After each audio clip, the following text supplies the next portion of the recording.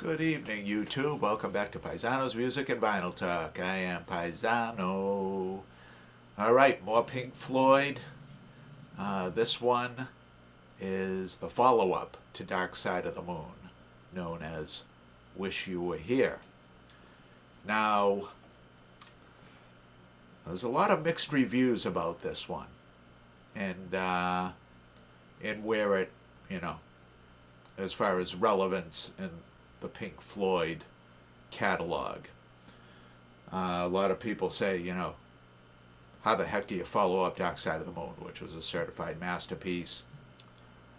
Didn't quite come out of nowhere. There were hints at it along the way, especially with Metal that came out, right before it, or a couple years before it. But that broke new ground in sound, production, and just about everything else. So it's a tough act to follow, no doubt. And the general consensus is, how do you follow it up? You don't follow it up. You kind of recreate yourself, which they kind of did on this album. This concept album. Wish You Were Here, referring to founding member Syd Barrett, and how they're missing him, and they wish he was, still around. He was their initial driving and creative force, pretty much responsible for Pink Floyd from the get-go. And he had some problems with drugs and mental illness, and he wasn't around very long at the beginning. And he made some solo albums. And I guess at the recording of this album, he turned up at the recording sessions, and he was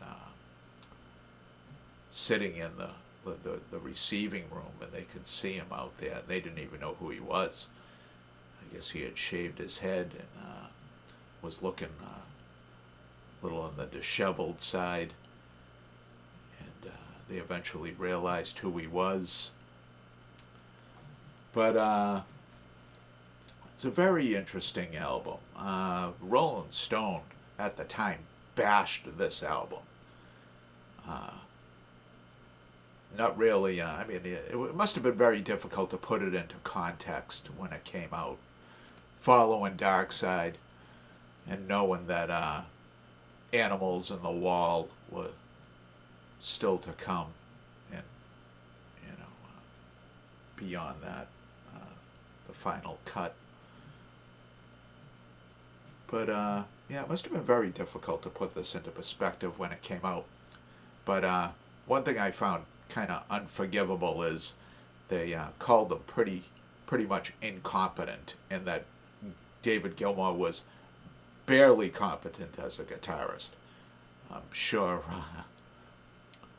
they regret saying that. I mean, you don't want to go on record as a music publication saying that David Gilmour is barely competent as a guitarist. He's one of the foremost guitar players in rock history, in my opinion.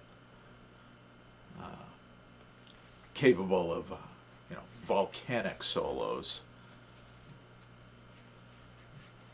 I guess Hypnosis, who was a popular music, did a lot of album covers. They're responsible for this on the front and the back.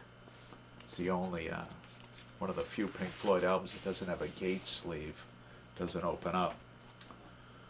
But there's more Hypnosis work there. There's a lyric sheet here.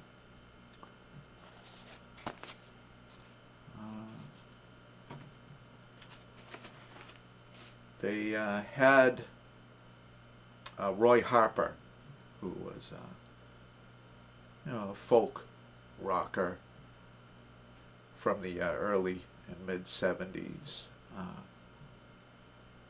sing the song Have a Cigar.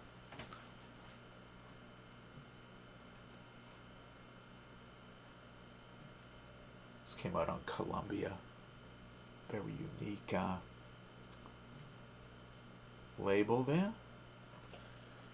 Let's go over the track listing, shall we? Side 1, Shine On You Crazy Diamond, parts 1 through 5. And finishes with Welcome to the Machine.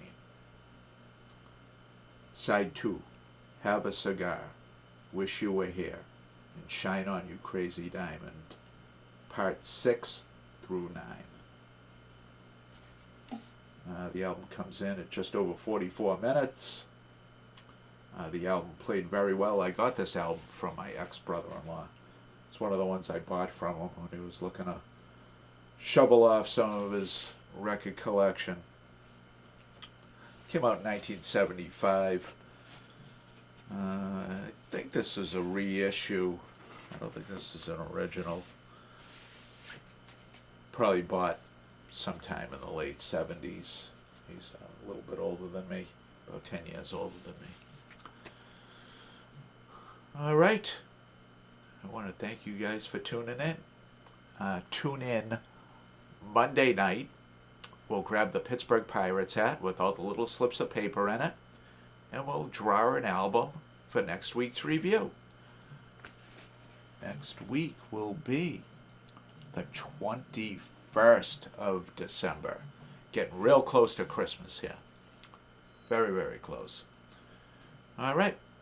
Until Monday night, YouTube, thank you, and good night.